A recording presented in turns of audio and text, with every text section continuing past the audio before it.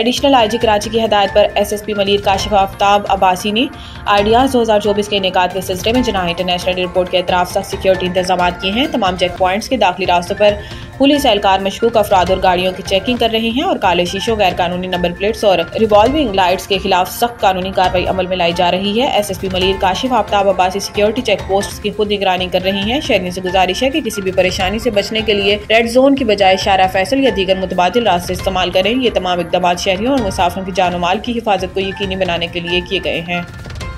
Ideas 2024 के इनेकाद के सिलसिले में सख्त हिफाजती इंतजाम किए गए, जिस सिलसिले में एयरपोर्ट के अतराफ में तमाम दाखिली रास्तों के ऊपर सख्त हिफाजती नाकाबंदी का इंतजाम किया गया है और इस नाकाबंदी पर सख्त चेकिंग का अमल जारी है। और तमाम मुसाफिर हज़रात जो एयरपोर्ट तशरीफ ला रहे हैं उनसे मेरी दरख्वास्त है कि वो थोड़ा सा वक्त से पहले तशरीफ लाएं ताकि हिफाजती इंतजाम से गुजरते हुए उनको किसी ताखीर का सामना ना करना पड़े।